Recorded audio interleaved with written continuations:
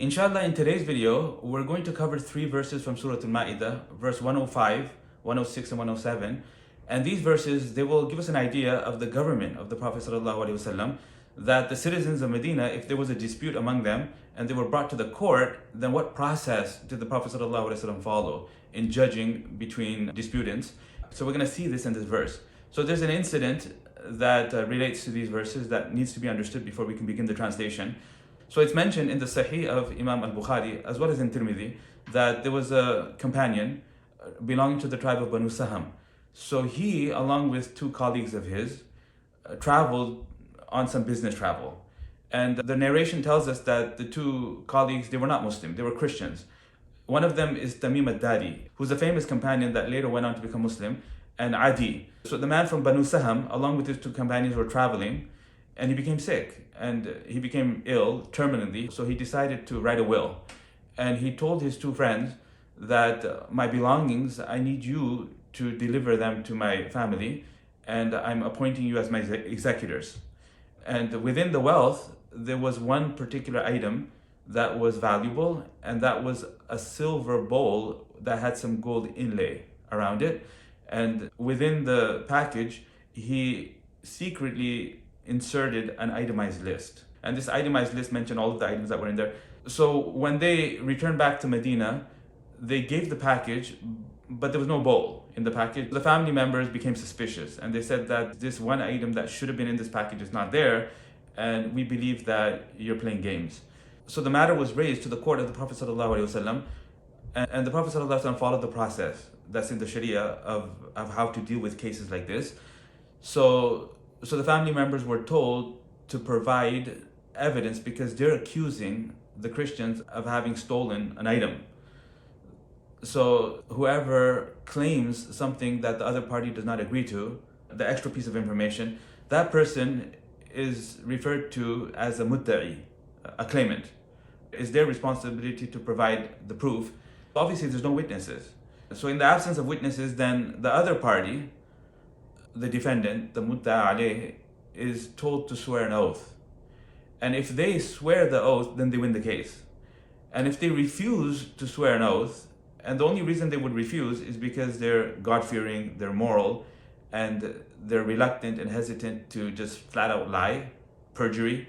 And they don't have to be Muslim, because all religions, lying is considered a crime, and especially under oath. It's considered one of the enormities, one of the biggest sins you can commit, right up there with abusing and being rude to the parents. So in this case, the 2 Christians were told to swear an oath. So they went on the stand and they swore, and they said that we don't know anything about this bowl that they're accusing us of stealing. And so they won the case, and the matter was settled, and everybody goes home. Okay, what happened is several days later, the item itself, the bowl, the silver bowl, was found in the possession of some goldsmith in Mecca. So the family members went to the goldsmith and they said that this item is ours. How did you get your hands on it? He said that it was sold to us by Tamim and Adi. So the family members now, they went to Adi and Tamim, and they related the event to them, that this bowl, we actually found it in the possession of someone in Mecca, and they're claiming that you sold it to them. So what's the deal? So the 2 Christians, they said that it's true that it was in our possession. He did give it to us, but he sold it to us. We had it in our possession legitimately because we bought it. And then after having bought it, we then sold it to the person in Mecca. Okay, so why did you say that in the first place? Why did you claim that you didn't have any knowledge? So they said that we didn't have any witnesses to the effect that we bought it. And in the absence of witnesses, we feared that we would be liable and we'd have to pay the value of it, which was considerable, and we don't have that money. We thought it in our advantage to just brush it under the rug and not mention it at all. So that's what we did. So now the case is taken back to the court of the Prophet ﷺ, and it's flipped on its head. So now there's an agreement that the item did pass through the hands of the 2 people, and the 2 people are now claiming something that the other party is disagreeing to, that we bought it. So the new extra piece of information here is the transaction, the sale, that the family members are denying and the Christians are claiming. So now they're the claimants. So according to the rule, the Prophet ﷺ demanded from them evidence, to prove that they actually did purchase it, and they couldn't present the evidence. So now the opportunity is given to the family members. So two of the deceased closest relatives were put on the same stand, the same place that the earlier Christians had sworn oath on, and they then swore the oath and they won the case. Okay, so these are the verses, and the scholars, they tell us that these verses are among the most difficult verses in the Quran in terms of the translation. So we are now going to go through them, and let's begin. أعوذ بالله من الشيطان الرجيم بسم الله الرحمن الرحيم. يا أيها الذين آمنوا, O you who believe, شهادة بينكم إذا حضر أحدكم الموت حين الوصية اثنان. That when death approaches one of you, which is the time when people sit down and write their will, the appointing of executors to handle the affairs between you, إثنان ذوى عدل منكم, should be done through two individuals, ذوى عدل منكم, that are morally upright from among you, in other words Muslims, أو آخران, or two others, من غيركم, from belonging to some other religious community, so it doesn't have to be Muslims. إن أنتم ضربتم في الأرض, if you are traveling within the land, فأصابتكم مصيبة الموت, and the trauma of death afflicts you.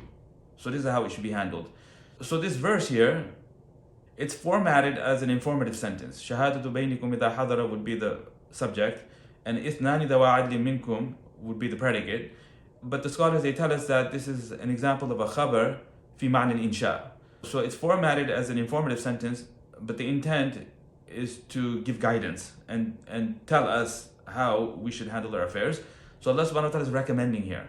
So this is not wajib. It's a recommendation that a person should put down their intention and appoint executors, and if they do that, it's in their best interest, and it's not wajib. So if they don't do it, it's still fine, and two Muslims appropriate. But if there's no Muslims, then non-Muslims would work, and it doesn't have to be two, it could be one, and even doing nothing would also be permissible. Okay, so the appointing of executors between you when death approaches one of you at the time of bequesting is through two men, is through two individuals, ذوى عدل منكم, that are morally upright, minkum, from among you Muslims, أو آخران, or two others, من غيركم, from some other religious community, إن أنتم ضربتم في الأرض, if you are traveling within the land, فأصابتكم مصيبة الموت, and then the trauma of death afflicts you. So this is how it should be done. And then it says إن ارتبتم تحبسونهما من بعد الصلاة فيقسمان بالله إن ارتبتم, that if you, O family members of the deceased, are doubtful that the executors are not being entirely honest, then تحبسونهما, people of authority, you should detain them. Detain them من بعد الصلاة, after the Asr prayer, فيقسمان بالله, and then they should swear an oath in the name of Allah and add these extra words in the oath. Okay, add these extra words in the oath that لا نشتري به ثمنا, that through swearing this oath we are not receiving anything, we are not attempting to acquire any material gain. ولو كان ذا قربى, even if along with our own interests, the interest of some close relatives would be involved. So here there's nobody, there's just us. So if there was like 10 other people and we cared about those 10 other people and all of us were to benefit from false testimony, then we would not do it. And in this particular instance, there's no one else. So it goes without saying that we wouldn't do it. وَلَا نَكْتُمُ شَهَادَةَ اللَّهِ, and we are not concealing the reality of the incident that Allah obligates us to disclose. إِنَّا إِذًا لَمِنَ الْآثِمِينَ, if we were to do that, then absolutely we would be sinful. So they're required to add these extra words in order to magnify the severity of the situation, so it makes them less likely to give false testimony. And also the occasion, doing it after the Asr prayer and doing it in the masjid. And why Asr prayer? Because it's the time of day when the most people are gathered together. So people are generally, they feel ashamed and they feel their conscience would blame them and they would refrain from lying. And if they were to refrain from lying, then the other party would win, because the other party don't have any witnesses. And that's the point, that the first party, they don't have any witnesses, but they're suspicious. So if these people just get on the stand and lie, then they're going to win the case. And the إِيصَالُ الْحَقِّ إِلَى أَهْلِ الْحَقِّ wouldn't happen. That the right would not be delivered to those that are entitled to it. So Allah subhanahu wa ta'ala through these verses is teaching us the process of how rights need to be delivered to those that are entitled. and to preserve those rights. Now, obviously, there's still a possibility that someone can lie, and they could lie under oath. So how do we fix that? So we fix that by the next verse. So Allah subhanahu wa ta'ala in the next verse explains that if it is discovered, فَإِنْ عُثِرَ عَلَىٰ أَنْهُمَا اسْتَحَقَّا إِثْمًا. So then if it is discovered that the two perpetrated a sin and they were not entirely honest and they did something wrong, then the case would flip on its head, and who was previously the plaintiff would become the defendant, and who was previously the defendant would become the plaintiff, and now the burden of proof would be on the other party. So here the two Christians are claiming that they received the bowl from the deceased, whereas previously they said we have no knowledge. We have no knowledge. So why did they say that? They said that because they were afraid that if they said that he sold it to us, then evidence would be requested from them, and they don't have the evidence, so they might be liable, and it was an item of particular value. So maybe they're telling the truth. Maybe they're telling the truth, and they were genuinely afraid, so they brush it under the rug, and maybe they are dishonest, and maybe they actually did sell it, and they stole it essentially, and they sold it to the goldsmith in Mecca. So we don't really know. But apparently it seems that they committed a sin. Okay, so in the translation we'll say فَإِنْ عُثِرَ عَلَىٰ أَنَّهُمَا اسْتَحَقَّا إِثْمًا. So if it is discovered that the two apparently committed a sin, perpetrated a sin, فَآخَرَانِ يَقُومَانِ, then two others will stand in the place that they stood. The same scenario after the Asr prayer within the masjid, maximum amount of people present. مِنَ الَّذِينَ اسْتَحَقَّ عَلَيْهِمْ, from those on whom the crime was perpetrated, that happened to be the closest in relation to the mayyit.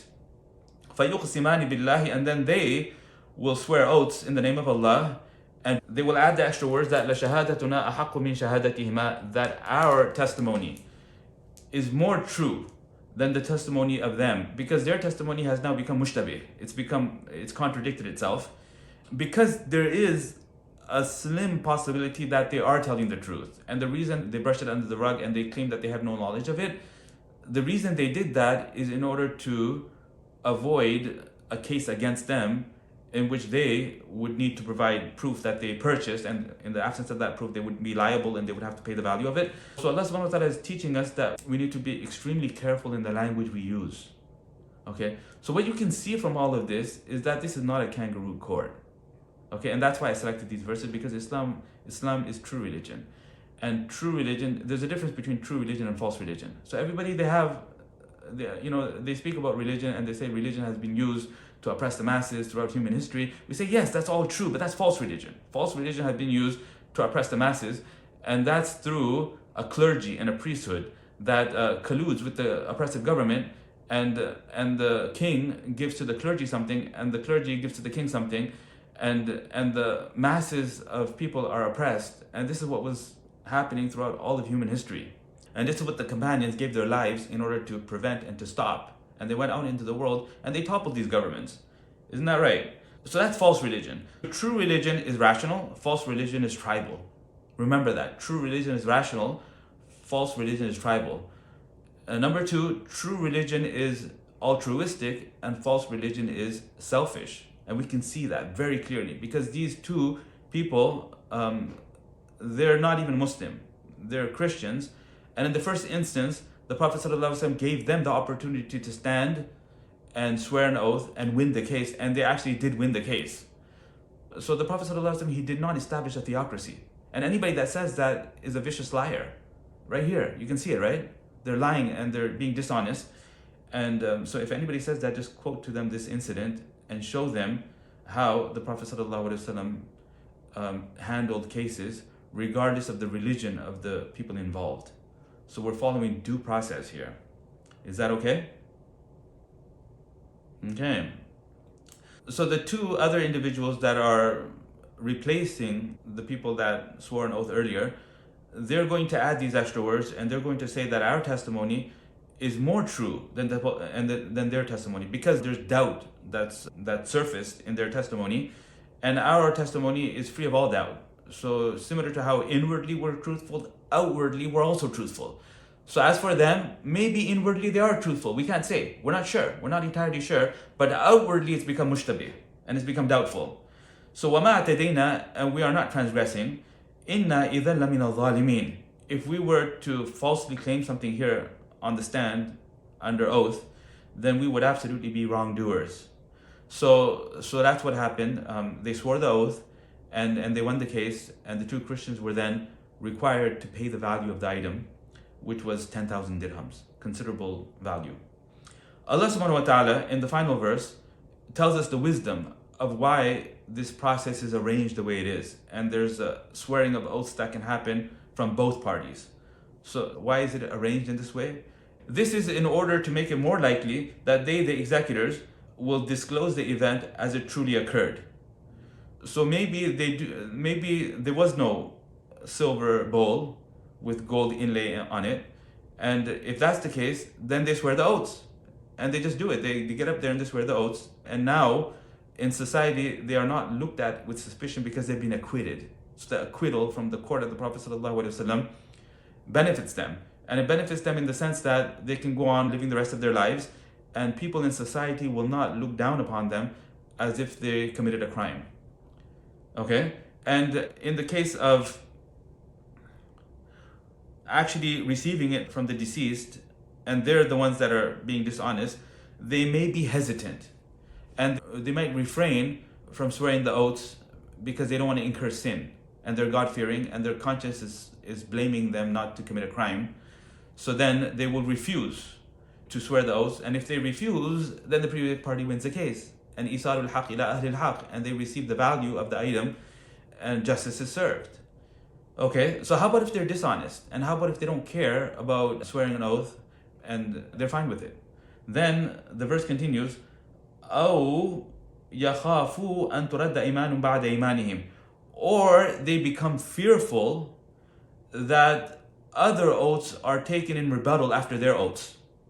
In other words, in their mind they know that if we get away with it today and we swear the oaths and we win the case, then tomorrow something might surface, and if that surfaces, then they'll have the opportunity to then swear oaths in rebuttal to the oaths that we swore, in which case this will cause us to be embarrassed and we will have a bad reputation for the rest of our lives. So in fear of that, then they're going to speak the truth, and justice will be served, and the item will be delivered to its rightful owner, or the value of it will be given. So Allah subhanahu wa ta'ala is explaining the wisdom for why there's two sets of oaths. There's a set of oaths that's being taken from the executors, and then there's a hypothetical possibility that the family members would also be given the opportunity to swear an oath, because at the end of the day, the whole point behind this is that people's rights are preserved, because true religion is altruistic, and this is not a kangaroo court. Okay, did you understand that? So أن ترد إيمان بعد إيمانهم واتقوا الله, and be fearful of Allah, and don't do anything that's dishonest. واسمعوا, and listen to these commandments carefully. والله, and don't become sinful, because والله لا يهدي القوم الفاسقين, Allah does not guide to the ranks in the afterlife those people that are sinful. So what you want for yourselves is to attain those ranks in the afterlife, so avoid the sins. And that concludes the verses we're doing for today. The flow and the relationship of these verses that we just did right now with the earlier verses is that there's ahkam, there's commandments of Allah. Some of them pertain to ritualistic worship, and halal and haram, and what we can eat and what we need to avoid, like dietary laws, hunting, respecting the precincts of the Kaaba, the Haram, and the fact that hunting is prohibited, and things of that nature. These are the hukum, these are the kind of rulings that were listed within this surah. And then we come to this verse, these three verses that we did today, and over here it's about ahkam dunyawiyah. So these are disputes that could conceivably occur between individuals within society. So Allah subhanahu wa ta'ala is telling us how to settle these disputes and what's the due process. And so these are just as important as the other ones. Okay, and again, the whole point behind this is to show that true religion is altruistic, and it's there, and Allah subhanahu wa ta'ala legislates ahkam that preserve the rights of all human beings. Okay, Muslims as well as non-Muslims. And that concludes the verses, and inshallah we'll see you in the next video. Assalamu alaikum wa rahmatullahi wa barakatuh.